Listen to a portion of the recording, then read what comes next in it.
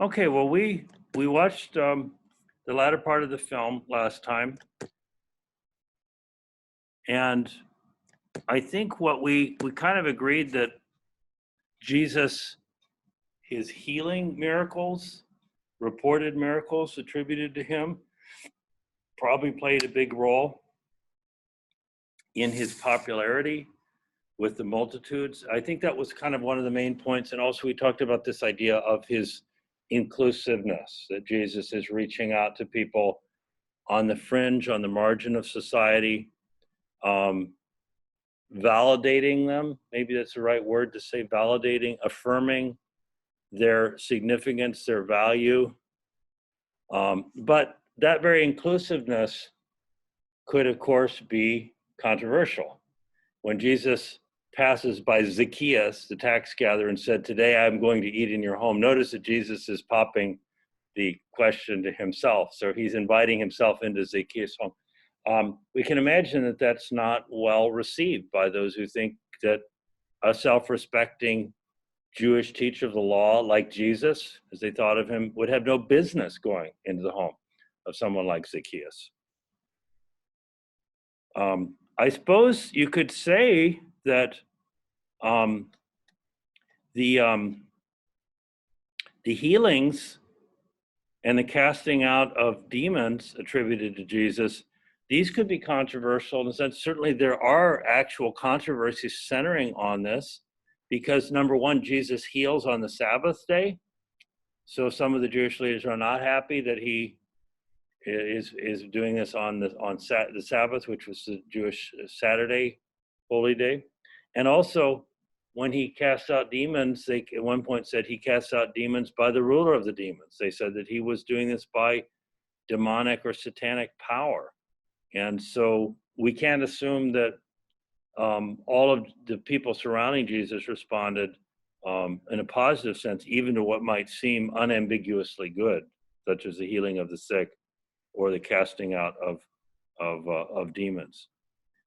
We could also think of some of the things that Jesus said to certain cities. For instance, Chorazin, Bethsaida, and Capernaum. And I'll just turn to some of these passages as we go along.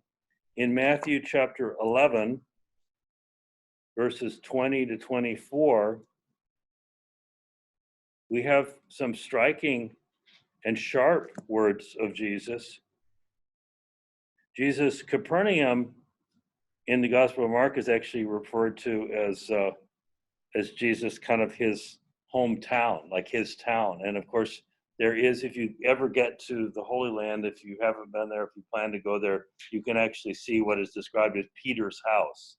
There's some archaeological evidence linking this to the first century, to Peter. There's also the synagogue, the ruins of the first century synagogue. Actually, it isn't the original structure because it's a synagogue built on top of what would have been the first century structure, but we have good, reasonable surmise that this was the actual site of the first century synagogue. So these are cities closely associated with Jesus and with his earliest followers. And Matthew 11:20 says he began to reproach the cities in which most of his miracles were done because they did not repent.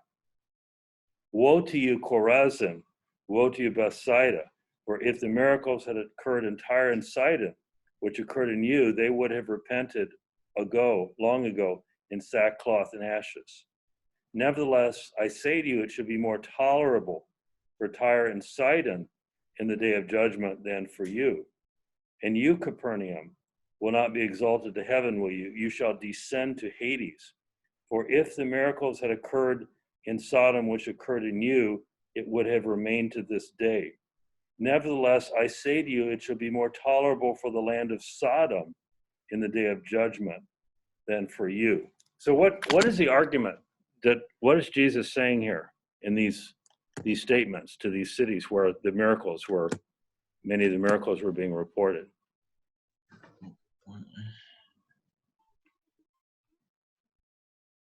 Okay, group A comes. Hello, I can't hear you too well. Can you hear me? Yeah, I can hear you now. Yes, Ryan. Okay. Yeah. What's your interpretation? What's the gist of this? No, I just got here. Sorry. Oh, you just got here. Okay, I thought you had. Anyone want to take a stab at this? What the main point is that Jesus is trying to get across? When Jesus makes these pronounces these woes on these cities, Chorazin, Bethsaida, Capernaum, why is he saying this to them?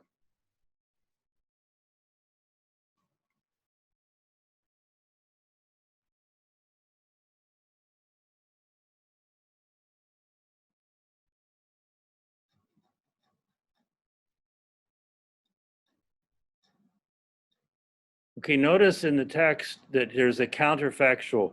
If the miracles that occurred in you had occurred in these other cities, they would have repented.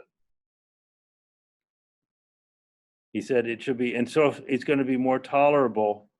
He said for Tyre and Sidon, those were pagan cities, of course, that would not have worshipped the same God as the Jews worship. So pagan cities worshiping other gods.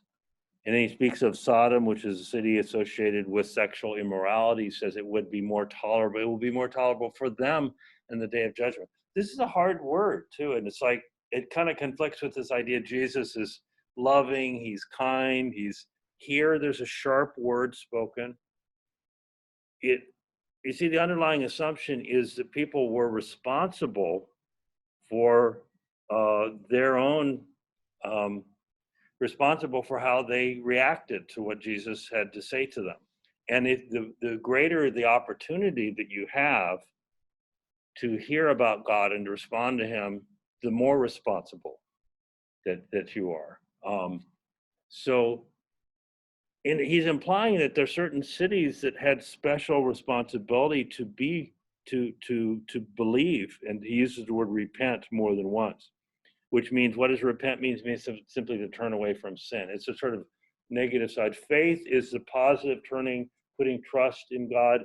Repentance is the turning away from sin, but they're almost two sides of the same. It's like if I turn 180 degrees, I turn from my right, I turn to the left. You'd say repentance is kind of like the turning away from that which is contrary to God. Faith is turning toward and trusting, and they're side by side in Jesus' teaching. There's a call to turning away from sin and a call toward trusting in God. So he suggests that on the day of judgment, everyone is going to be evaluated based upon how much opportunity that they had to hear and to know the truth about God and how they had responded to that. This comes up a number of different times. So this. I can't imagine the people at Chorazin would have been real happy with Jesus after they heard this. Woe to you? No. And no more than the Pharisees. And I think, in fact, these are probably some of the harshest things that Jesus said to anyone. Think of how tenderhearted Jesus showed himself with some of the sinners and tax gatherers and others who were crying out for God's mercy. Remember the tax gatherer who beats his chest in Jesus' story. He won't even lift up his eyes to heaven. He goes to the temple. God, be merciful to me. There's a tenderness there, but Jesus was very sharp toward those who were hard-hearted. And so he sees that particularly in the Pharisees, if you read Matthew chapter 23, but then in Matthew 11, this other passage about the cities that had been given more and more and more opportunities to hear about him, but were failing to respond. Also, think of Jesus' rejection in his own hometown. Now, why would that be? Why would Nazareth reject Jesus? As if you read Luke chapter 4, the inaugural sermon, this is the religious congregation that almost became a lynch mob, because it says literally that they took him to the crest of the hill to throw him off. It said, but he passed in their midst and went his way. So they became very, very upset with him. So wouldn't you have expected Jesus, the people of Jesus' own hometown where he grew? He was born in Bethlehem, but we find in the Gospels that he actually grew up in Nazareth. So does that make any sense to you, that he would have there'd be such a negative encounter there? Yeah. It could be more like I guess at the time it could be more like an issue.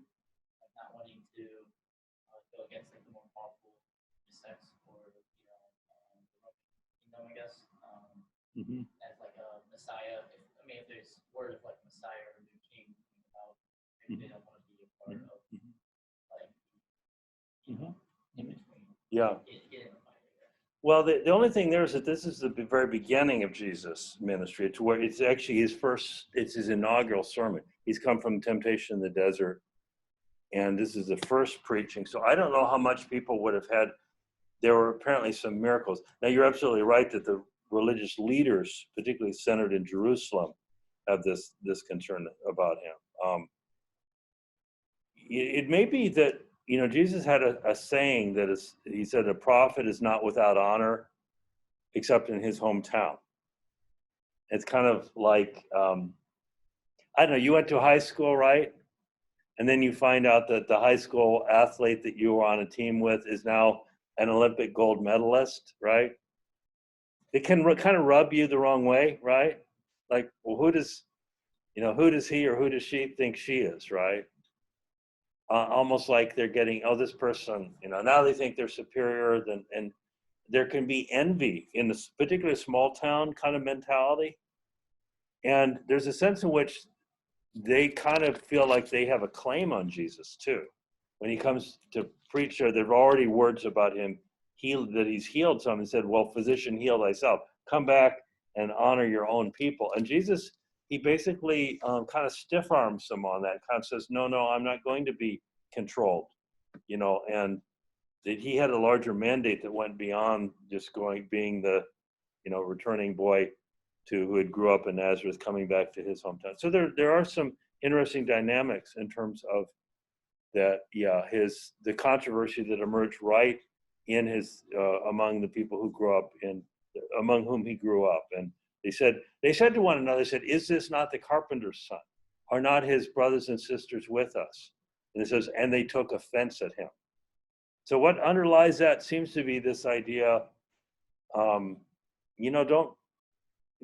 be too big for your britches. The old expression is like that Jesus had kind of risen up to a level that, they thought maybe he was inflating and had an inflated notion of himself. So that's another element in the controversy over Jesus. So Jesus. Let's turn to the issue of the female followers. Okay, there's something we just briefly touched on, and this is a interesting point of discussion. The role of women in the early movement surrounding Jesus. What general impression do you have of Jesus and his female followers? And feel free to chime in if you want to add anything on the chat here. Female followers, what role are they playing? I kind of got the impression that they were like, I don't know if this was like my own like raising in like a gender society, but I feel like they were more like caretakers of it. And I think there's one time where they talked about how the women like funded his ministry. Yes. Right. And so it seems like he's more like authoritative and like harsh and like direct with like the male disciples that we can see, and then the women are sort of like supporting his ministry and supporting his travels and and kind of like taking care of not only Jesus but the rest of the group. Okay, so I'll just repeat that for those online. Yeah, so the women were caretakers, caregivers in some sense, plus also financial supporters. The financial support is explicit in Luke chapter 8, because it says that some of his wealthy female followers, it mentions Joanna, wife of Chuza, Herod's steward. Well, this would have been someone from, we talk about sometimes about like upper 1%, the 99%, the 1%. Well, this would be like the 1% of the 1%, because if this is the wife of the man who was like Herod's right-hand man, she would have been from a very, very high social class.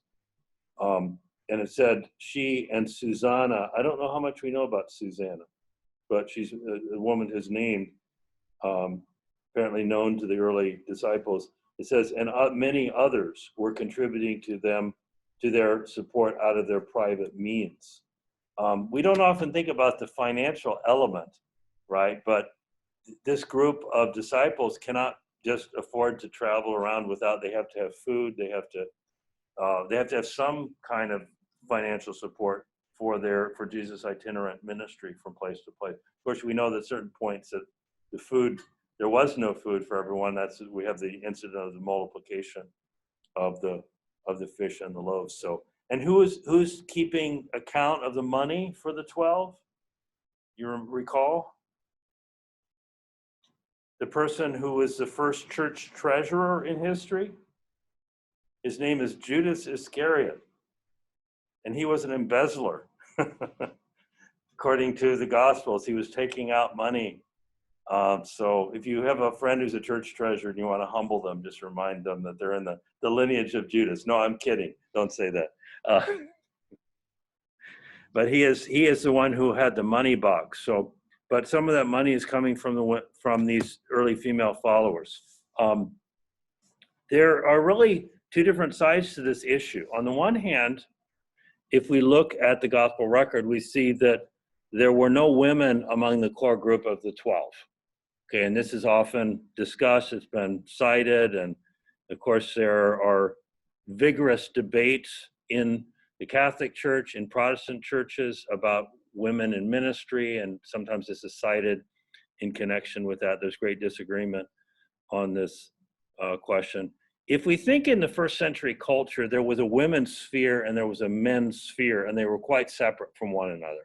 And so if women had been physically following Jesus on the road, and particularly like staying overnight alongside of the men, that would have been considered in that time utterly scandalous. Because there were these firm boundaries between the men's sphere and the women's sphere. And in fact, a man was not even to mention aloud the name of a respectable woman in a public place. And so it probably is not the case that women would have been the typical traveling companions along with Jesus. And we could debate, should Jesus have chosen 6 women, 6 men?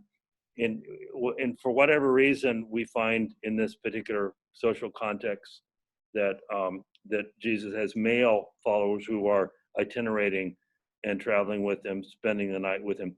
If there had been women in that close in association with Jesus, then we probably would have expected at least some hint of criticism. There would have been maybe an accusation or kind of a slander. And in fact, in the Gospels, there's never any hint of any kind of sexual impropriety connecting to Jesus or Jesus' followers. And this actually is fairly unusual because a lot of religious movements over time, particularly new religions emerging, often there are these kinds of criticisms.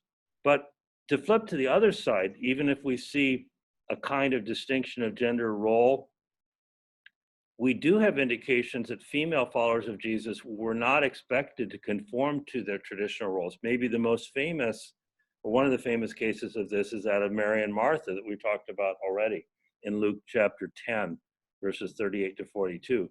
Because the female role in this dinner or this social occasion is clearly to prepare the food, to be hostess, to be caretaker, caregiver, and instead Mary is sitting and listening to Jesus' teaching, sitting at his feet, and rather than helping with the household tasks.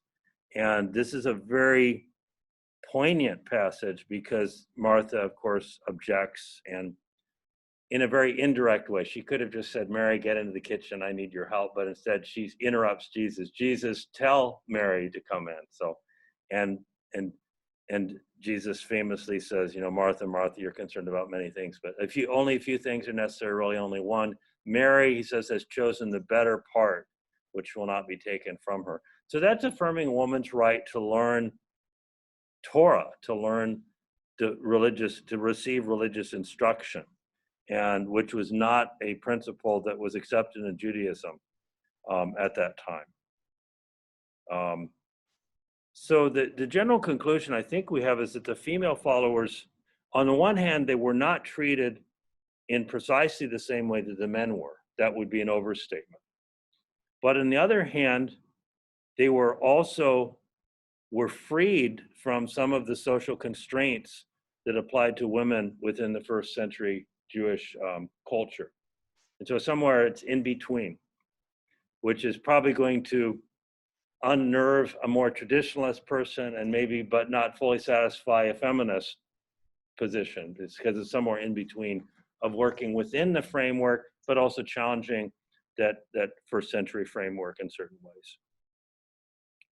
To turn then to the 12 and the 3, the Gospels and Acts of the Apostles all agree that there were 12 special disciples. Often they're just called the 12.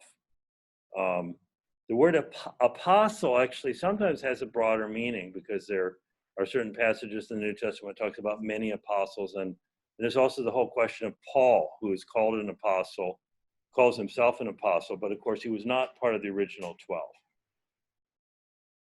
There's even a theory, a speculative theory, that Paul was, when Judas fell away, and in Acts chapter 1, they chose by lot, they chose another person to take his place. Matthias is called. That there's even a theory that really they should have waited because Paul was the one that God wanted to put in that 12th place. I don't know that anyone can really prove that, but we don't really know much about this Matthias, who was chosen to take the place of Judas. But the 12 apostles is the original group Jesus chose. This is a symbolic number because there were 12 tribes of Israel. So this suggests that the 12, in some sense, represent a new beginning, a new people of God. And of course, since we read these gospel stories through the lens of the whole experience of the church, we see that this new people of God is going to expand beyond Judaism, beyond the Jewish people. It's going to include Gentiles as well as Jews. That probably was not obvious at the very beginning to the original 12 who were chosen, but they would have been thinking new Israel, a new beginning. So that would be one of the core groups. Also, even the scholars who are skeptical about certain aspects of the New Testament, they say the fact that Judas was included among the 12 indicates the historical authenticity of this group during Jesus' lifetime. It wasn't made up later. I talked about the criterion of embarrassment. The idea that one of Jesus' closest followers later betrayed Jesus in such a egregious and shameful way, that's pretty clear indication that the story wasn't made up, that this actually happened. It's like all the embarrassing stories about Peter, who, he confesses Jesus as Christ and then tells Jesus, oh, you're not going to suffer. And then Jesus turned to Peter, who just confessed him as Christ, said, get behind me, Satan. So that's just a bizarre passage. That's in Matthew 16. And so it's like, no one would ever, if this book were just a made up story, no one would ever have made up a story like that about Peter because it's so embarrassing to him. So we have really good reason to think that Jesus did choose these 12. And because there were 12, it also means that Jesus' movement was not really seen as a sectarian group. You think of like the Essenes, the Dead Sea community, they're living in the desert. They're explicitly sectarian. They're pulling away from the temple hierarchy. They see themselves practicing a purer form of Judaism out in the desert. And you think, if you want to think of the Amish, living by themselves in almost a primitive way in distinction from others. But when Jesus chose 12, the 12 is a symbol of the fullness, the completeness of Israel. And so it's an argument against the sectarian or narrower view of Jesus. Now, within the 12, though, there was this inner circle, Peter, and then the two sons of Zebedee, James and John. And John is the attributed author of the Gospel of John. So this is not John the Baptist, John the son of Zebedee, James the son of Zebedee. Jesus had a nickname for them. He called them Boanerges, which means sons of thunder. And there's a very interesting passage where we see something of their personality coming through of the James and John. In Luke chapter 9, they said they sent messengers ahead of Jesus. This is Luke 9:52. They entered a village of Samaritans to make arrangements for him, but this is the Samaritans, did not receive him because he was journeying with his face toward Jerusalem. Now we know that Jesus had encounters with other Samaritans, like the woman at the well, but this is a case where the Samaritans are giving a cold shoulder to Jesus. And James and John, who are kind of offended that Jesus, their master, their rabbi, is being treated this way, it says they saw this happening and they said to him, Lord, do you want us to command fire to come down from heaven and consume them? It says, but Jesus turned and rebuked them. And actually, there's a variant reading in this. It says, you do not know what kind of spirit you are of, for the Son of Man did not come to destroy men's lives, but to save them. So, sons of thunder, in other words, they were very zealous. And actually, that's kind of something I have in common with Peter. Peter is very, very dynamic. He's impulsive. He's sometimes often sticks his foot in his mouth. He says the wrong thing. You know, the Mount of Transfiguration, Jesus is glowing with heavenly glory, and there's Moses and Elijah. And Peter runs up, and the first thing Peter says, it's a good thing, Lord, that I'm here.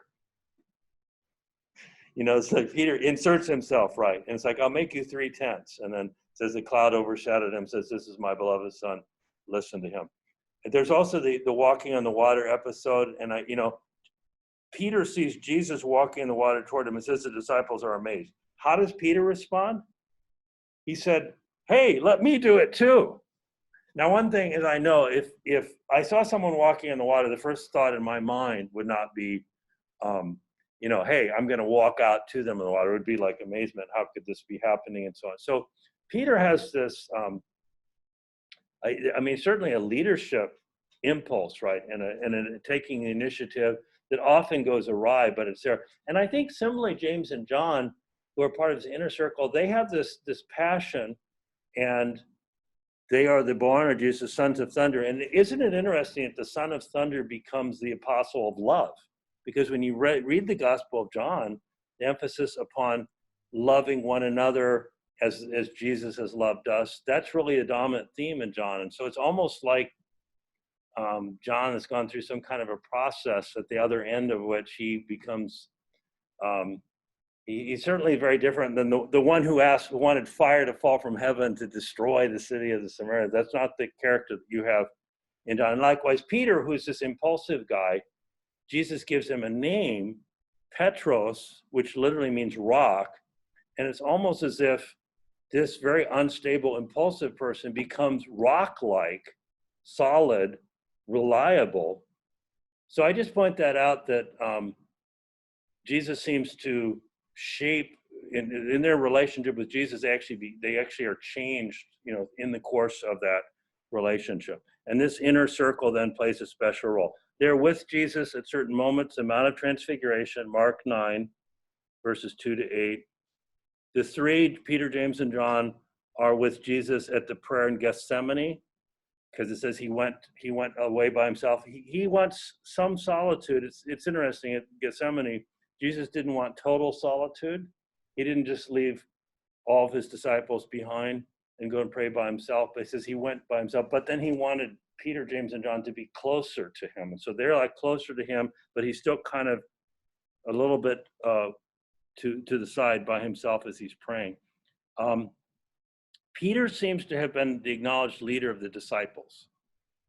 That seems pretty clear. I think that's probably not surprising to Roman Catholics if you've been well catechized and well taught, because understand that Peter is seen as the leader of the 12. And the Catholic tradition especially emphasized the Petrine ministry, the idea that Peter was set apart from the others, and that Peter had successors in the line of the bishops of Rome, or later known as popes. But whether that whole picture is already in the New Testament, we could dispute that, but at least there are hints of Peter being set aside. It's only to Peter that Jesus said, that I have prayed for you. Satan has desired to sift you. And so it's almost Satan targeted Peter. Why did Satan target Peter at the time that the night of Jesus' arrest? Maybe because Peter had a special role and Satan in the presentation of the gospel wanted to undermine that. So Jesus says, I prayed for you that your faith may not fail. And when you have turned again, meaning when you've repented after you've betrayed me, denied me, he said, then strengthen your brothers. So the role of Peter is to strengthen the other brothers, not to be just a lord over them, but to have a strengthening role among the 12. And of course, Peter emerges later after in Acts of the Apostles as authorizing the mission to the Gentiles, because in Acts of the Apostles, there's a whole episode where Peter has a vision and he's told to eat unclean things. And essentially it's a heavenly vision. This is in Acts chapter 10 and 11, if you're interested. And Peter comes to the conclusion because someone knocks on his door when he's having this vision saying to come with him. And he goes to the household of Cornelius, who is a Gentile centurion, a Roman soldier. And Peter preaches to them, and then the Holy Spirit falls on them. They begin speaking in tongues. It's like a mini Pentecost, the second time in Acts chapter 10. And that convinces Peter that the Gentiles are to be full members of the community. So Paul is the one who is the apostle of the Gentiles, but Peter plays an important role as in transitioning from a Jewish only to a church that includes Jews and Gentiles together. So these three play a special role alongside of Jesus. And there is the larger group of 70. We don't know that much about them, except in Luke, it says that the 70 were sent out. And then there is a larger group of disciples beyond that. Yeah. With like your life, why do you think he didn't write? Why didn't he put such a central role? Okay, well, there are, first of all, 2 letters attributed to Peter. So we have 1st and 2nd Peter as epistles, so-called Catholic or general epistles. Well, the traditional account coming from the 2nd century, of course, is the Gospel of Mark. Was maybe Peter was too busy to sit down and write the Gospel. If John Mark wrote it based upon his interviewing Peter, conversations with Peter, that would make sense. It's like, so you could say it was ghost written. You know, most very busy, popular people today, you know, you see their name on the cover of the book, but often there's someone else who's kind of in the background. In this case, Mark's name is on the gospel, but we have reason to think that Peter was kind of the key figure in the background. And of course, guess what? Guess what kind of Jesus we have? Man of action. See, that fits totally with Peter, right? Because that's the way Peter himself was, and we tend to perceive in another person sometimes the traits that we have in ourselves. So anyway, it fits together. Any other question so far? Anyone on chat? Okay, so the plot. Let's move on to the plot against Jesus. And there's some variation, I think, in the way the Gospels present this emerging. I mentioned the Gospel of John, which highlights the resurrection of Lazarus as a turning point, where the religious leaders, the high priestly group particularly, began to think that there is danger to their whole nation because of the rising popularity of Jesus. I've mentioned also the idea that the temple, the event at the temple, the turning over of the tables of the money changers, that this was the key event that triggered the plot against Jesus. But in fact, we can go back and begin to see the emergence of opposition prior to the very last part of Jesus' life.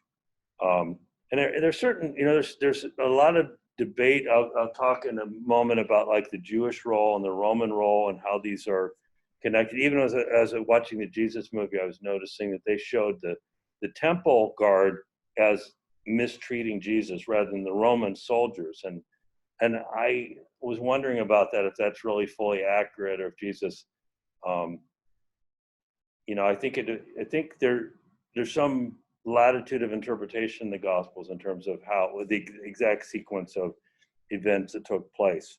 But there's broadly a consensus among scholars that, first of all, that one of the misunderstandings that arose in the history of the church relating to Jesus generally is that Jesus was preaching something that we could call Christianity, and those opposing him were following something we could call Judaism. And it was a conflict between the Christianity of Jesus and the Judaism of the people in the first century that caused him to be put to death. So can you share your thoughts on that? What would be, what's wrong in thinking along those lines, that Jesus was presenting Christianity and that Christianity was something opposed to Judaism?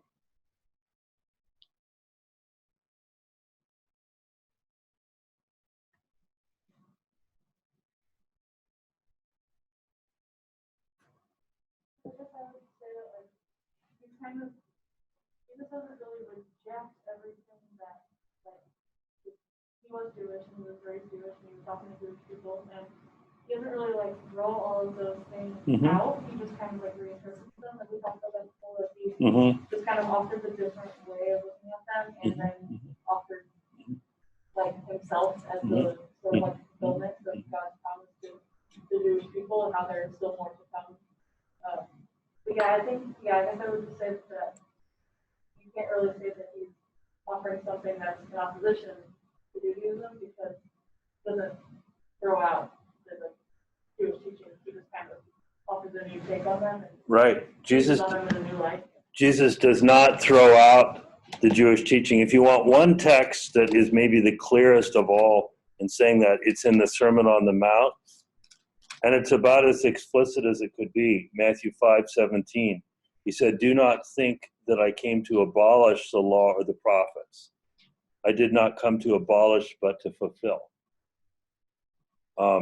So Jesus fulfilled the law rather than abolish the law. And again, in the history of the church, many people thought that Jesus was in complete discontinuity. So think of it this way, okay? Let me use an analogy, see if this works with you. If I have an acorn and I want to destroy the acorn, there are two ways of doing it. One would be to, like, I don't know, take a hammer, right, just smash it to pieces, or maybe just put it into a fire, burn it up, right? There's no more acorn, this little, hunk of ash that's left behind. There's another way to destroy an acorn, though. I could get down in the dirt, dig a little hole, drop the acorn in, cover it over with dirt, water it well, wait a while, and guess what? I have a tree growing up where there was an acorn. In a sense, I would have destroyed the acorn. You see the difference here? The first is an utter destruction it's like in discontinuity. The other is that something emerges, right, from the acorn. The acorn naturally has the capacity to grow into an oak tree through the natural marvelous process of, the biological process of the growth from the seed. So you could say that what we think of as Christianity is kind of, in some ways, is like the tree that, the oak tree that grew from the acorn. It wasn't, there were certainly a shift and change over the time, but it didn't involve the rejection. It's to fulfill, he says, not to abolish, but to fulfill. So, but if you say, was Jesus a Christian? Well, if a Christian is defined as someone who puts their faith in Jesus, and was like, well, is Jesus putting his faith in himself? You see, Jesus was Jewish, and it's in Luke, it's very clear that he followed the Jewish law. His parents observed the Torah. They were going to the festival, and Jesus is discussing the Torah with the teachers in the temple when he's a boy. So we have to remember the Jewish context too, and not think. And there's also a stereotype that emerged in the church that Jesus preached grace and that the whole Jewish faith was nothing but the heartless legalism. And yes, there are some passages talking about the Pharisees that could kind of give this impression, but if we look more broadly at first century Judaism, we find that many of the rabbis talked about the need to not only meticulously, follow the specific prescriptions of God's commandments, but also that there was an attitude of heart and a love. And this is all through the book of Deuteronomy. So if you read, I have a course where I talk about Judaism and Islam and compare with Christianity. And there's a writing called Pirkei Avot. This would be 2nd century, but it's really about the heart of love for God, and that to love God is to love his commandments and to love and to desire to please him by following his commandments. And so it's very much a problem to see Judaism, to stereotype it as a religion that is heartless and legalistic. Now, there were certainly disputes over how to interpret the Torah, but Jesus, by debating the Torah with the Pharisees being invited in their homes, they're treating him in effect as one of their own. If they thought that the Pharisees thought that Jesus was just a lawbreaker, they would not even have talked to him. They would never have invited him into home. And the fact that they bring him into their home, and of course Nicodemus says, "Rabbi, we know you've come from God." He's very respectful toward him. But there's actually a respectful address of many of these Pharisees toward Jesus. So it's clear that what's going on between Jesus and the Pharisees, the scribes, the Jewish teachers, it's an internal discussion of how to interpret the Torah. And Jesus is saying some surprising things, unexpected things. But what's emerging in Jesus' life and then right after his death is not Christianity as we think of it from centuries later, but it is a Jesus-oriented Judaism.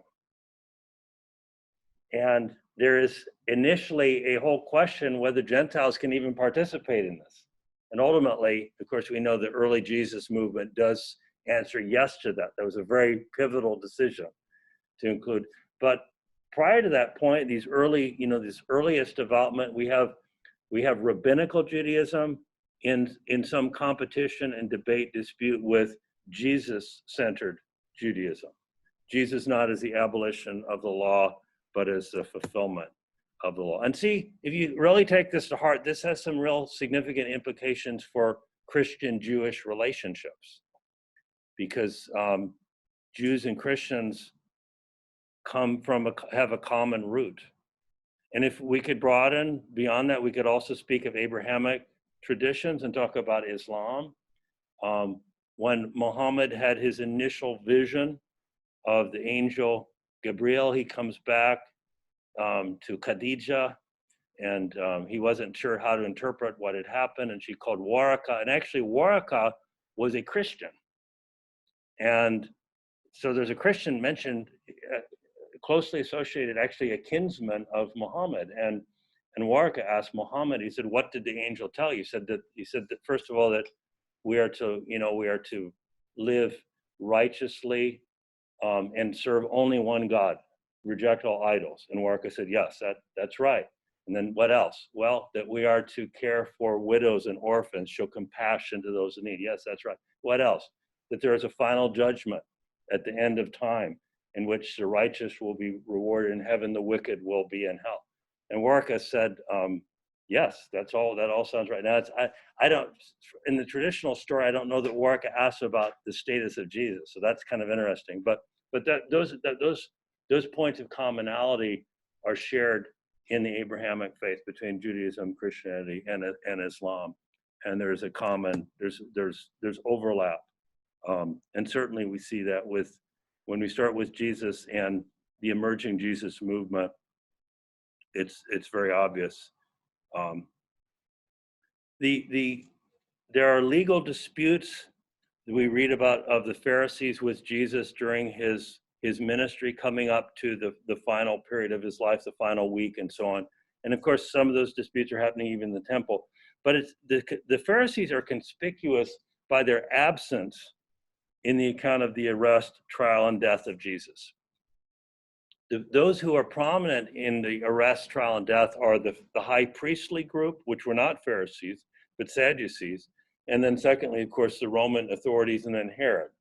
So those are the key players. And we have to be careful about taking these disputes over the Torah and then kind of projecting them into the arrest and trial as if this is what's really driving the plot to remove Jesus. Yes, there are episodes where it says they were enraged with him when some of the Jewish leaders, the Pharisees and others, when Jesus violated their idea of what was proper in the law. But the actual plot to remove Jesus seems to initiate with the high priestly group in connection with the Roman authorities. We know also that Jesus was a perceived political threat. He died according to a Roman form of punishment. He died on a Roman cross. The crucifixion was a method of punishment, of execution that the Romans had actually invented. And the Jews, the Sanhedrin, were limited in their authority. They were not allowed to put anyone to death. So probably some of the high priestly group would have liked on their own to have put Jesus to death, but they actually had no choice but to go to Pilate. And of course, when they come to him and want to get Pilate to consent to the decision that they've already made that Jesus is worthy of death, they don't say, oh, we have some dispute over Torah. You know, that would not have meant anything to Pilate. That's just, he would have, his idea, well, that's your own internal religious issue. That doesn't concern me as a Roman. But instead they said, he claimed to be king of the Jews. And of course, some of this is made up. They said, oh, he claimed that, he threatened to destroy the temple and he claimed to be king of the Jews. Now, Jesus' response at his trial, of course, is somewhat ambiguous. Like when they said, are you the king of the Jews? And one of his responses, it is as you say. Now that was, actually it was in a sense an affirmative answer because that was a polite way in that culture of saying yes to someone. In the Gospel of Mark, it's most clear at the trial of Jesus before the Sanhedrin that Jesus is claiming a unique identity for himself. So in Mark, let's see, find the passage.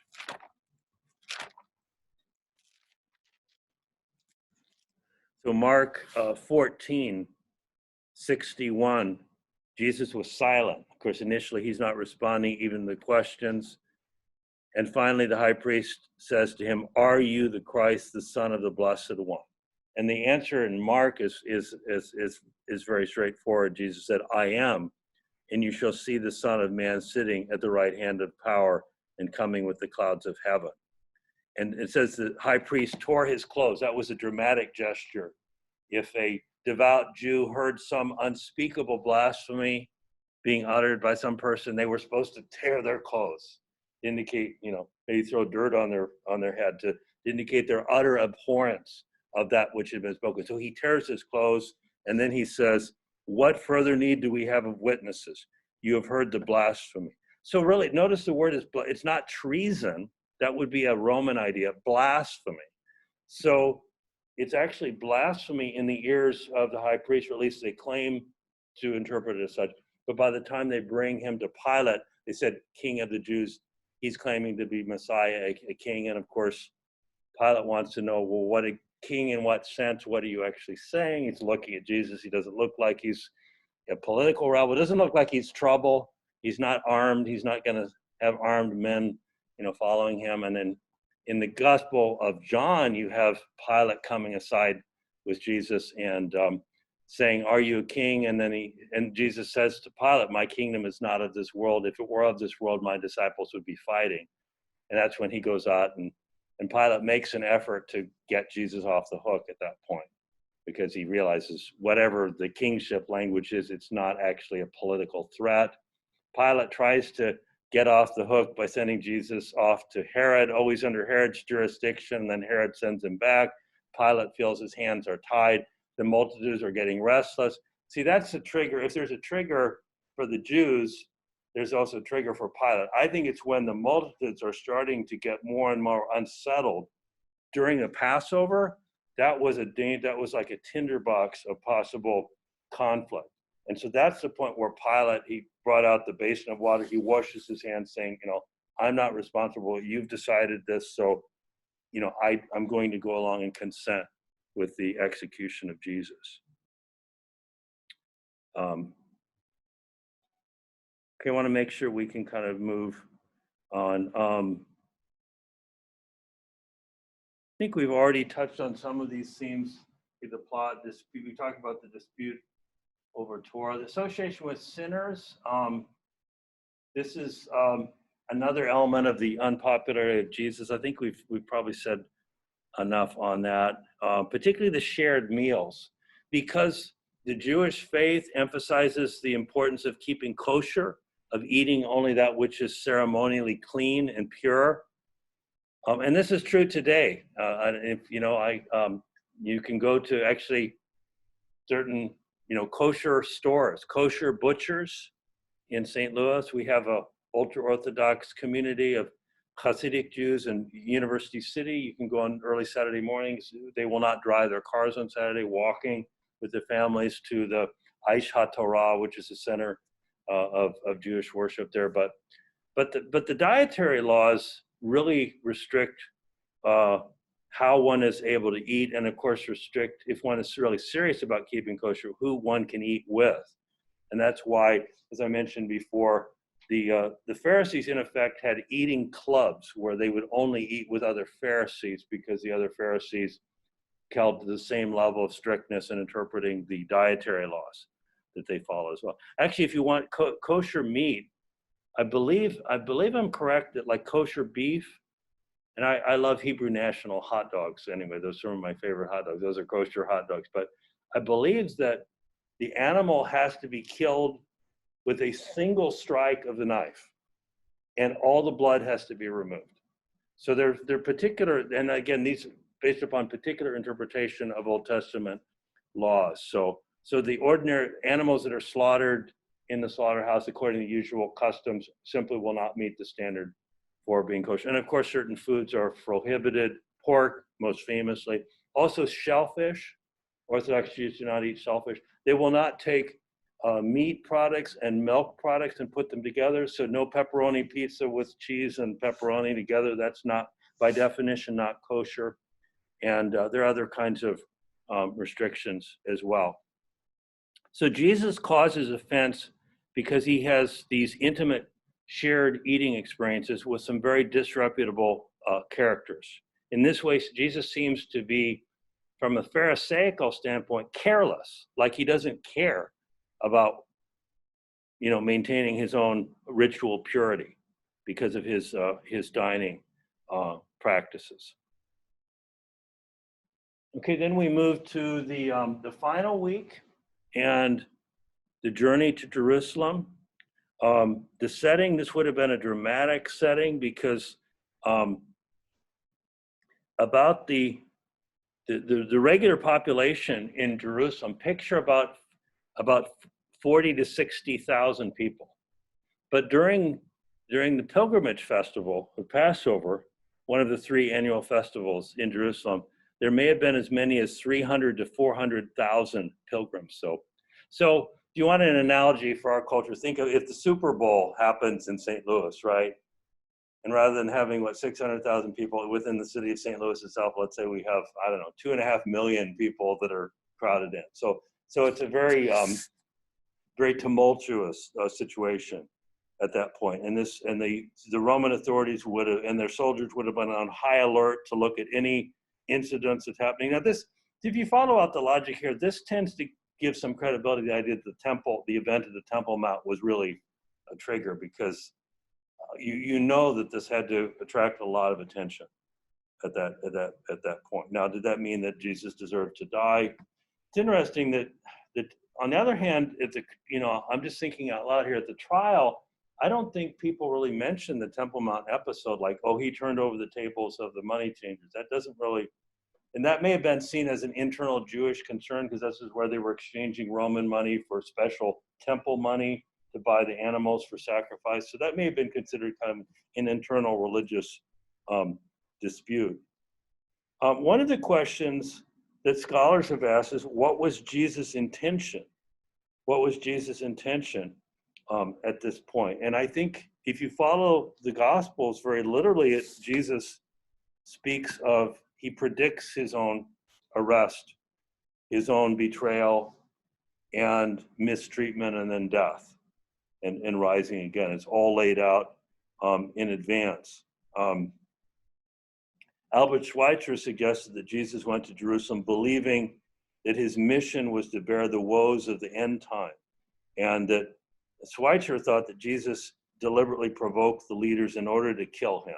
That almost makes it sound like Jesus went to Jerusalem on a suicide mission, like he wanted to provoke something, he wanted to create something. I think, yes, Schweitzer kind of veers a little bit in the direction, kind of almost Jesus, more political Jesus, a little bit more like a zealot or trying to provoke a confrontation with Rome. I think from what I see in the Gospels, it seems more that Jesus knew of his impending suffering. He was ready to submit to that.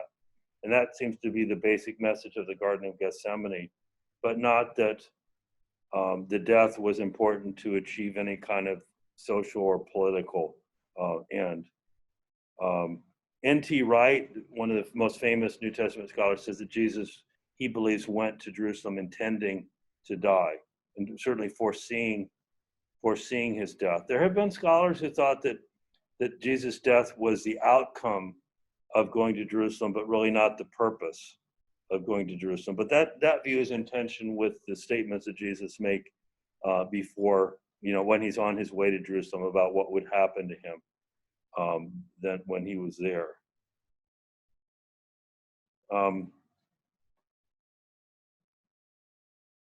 Let's see. Okay, we haven't really talked much about the Last Supper, and why don't we just talk about that, and that may kind of take us into the end. So what is it? Let's talk about the Last Supper. When does the Last Supper happen in the Jewish calendar?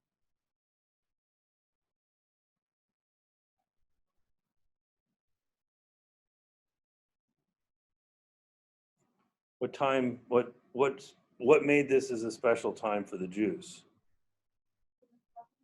Okay, the Passover. Now we're getting kind of beyond the bounds of the New Testament Gospels, but what did the Passover signify for the Jewish people? Yes. Okay, their exodus from Egypt.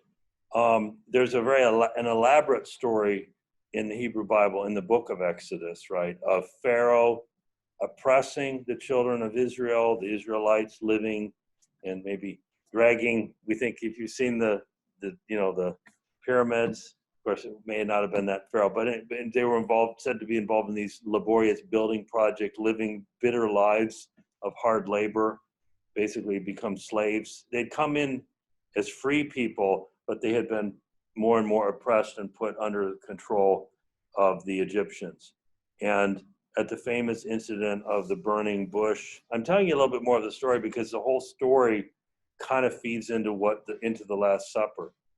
At the burning bush episode, Exodus chapter 3, we read that Moses, who has been exiled from Egypt, grew up in the royal household. He's gone into exile. He's a nobody at this point. He's herding sheep, and he sees a burning bush, and a bush that's not consumed by the fire, and he turns aside and he hears the voice of God speaking to it. He says, "Take off your shoes from your feet. The ground on which you are standing is holy." And then in Exodus 3, it's as if the Lord God of Israel lays out the whole plan of how he will send Moses back to confront Pharaoh and insist that Pharaoh, let my people go. Probably four most famous words in the Old Testament, "let my people go." And that Pharaoh would be reluctant, and then God would send miraculous signs, the so-called the 10 plagues, turning the water of the Nile to blood, sending locusts, a plague of hail, all these different catastrophes that would come on Egypt. And then finally, that Pharaoh would allow the people to come out of Egypt. And this moment, even though Abraham is seen as the progenitor, the original ancestor of the the people of Israel and also of the Arab peoples through Ishmael, according to tradition. But the Exodus is what really brings Israel together as a nation, and so it is like the point of formation, because Israel now comes out of Egypt and they become people on their own. They receive the commandments of God at Mount Sinai as they are exiting from Egypt. They wander in the wilderness. They enter the land of Palestine that had been promised to Abraham many centuries before. So anyway, so what is the point? Passover is a very, very central moment for the Jewish people, because it's a new beginning. It is the birth of their identity as a peoplehood. It's connected with the receiving of the law and with the promise of the land that they would inhabit. And so when Jesus calls together his disciples on the Passover to celebrate with them, they would have expected Jesus to hold the bread. And actually in the Jesus film, they have him actually use a traditional Jewish blessing. He said, "Blessed are you, O Lord, who gives bread to the eater." And then lifting up the cup of wine, "Blessed are you, O Lord, who gives wine," and it's a sort of a blessing on God, the blessings of the natural world. But instead, in the all three synoptic gospels, Jesus lifts up the bread, and what does he say? He says something totally different, right? He says, "This is my body, which is broken for you. Do this in remembrance of me." And he breaks the bread. I mean, I can picture they must have been like, what was that? What? I mean, they would not have understood this at all. And then he lifts up the cup. He says, "This cup is the new covenant in my blood, shed for you and for many for the remission of sins." He takes the old ritual of the Passover and he imparts a completely new meaning. So it's almost like the Last Supper is like the culminating Passover. It's like the conclusions of the Passover and the beginning of the celebration of the Lord's Supper, which from that point on will be looking back kind of in a double sense, both to the ancient Passover, but also to the new sacrifice being made in Jesus' death. His words point to his death, his sacrificial death on the cross, coming up later, within less than 24 hours off. So anyway, the Passover is, you have to first of all, just realize what a novel thing it was, because the words that Jesus used, the meaning that he attributed to the breaking of the bread, the drinking of the wine, were quite different from what his disciples would have expected at that point. There's some variation in the wording of the Lord's Supper. There's also dispute over which day and whether it was the Thursday night or was it Thursday night? Was it the Passover celebrated on Friday? There's some complicated questions. You can look at some of the footnotes in Familiar Stranger. I get into it there. It's also possible that there were two different dates that were celebrated in different regions of Israel in the first century.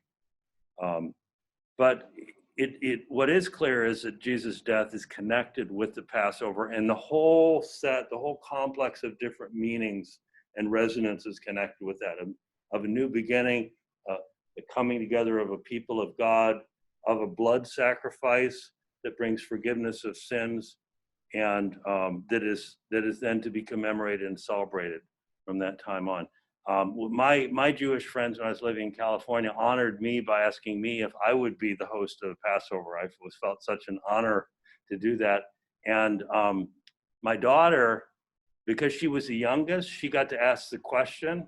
And the question at the Jewish Passover, the Pesach celebration, is, why is this night different from every other night? And then there's a liturgy that you read through.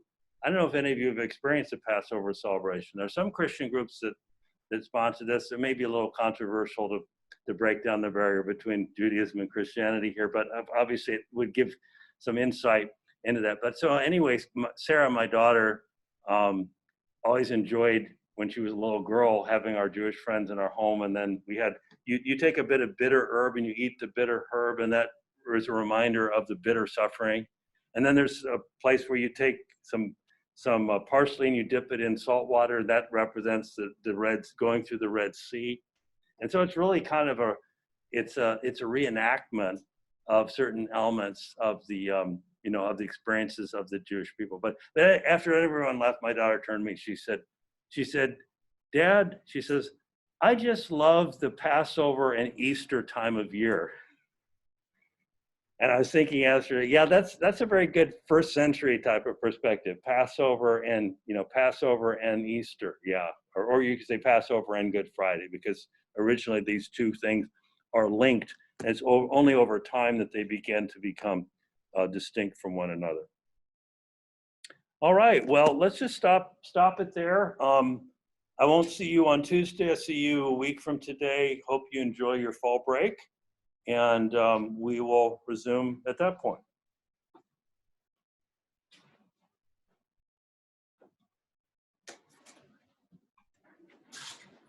Thank you. Thank you.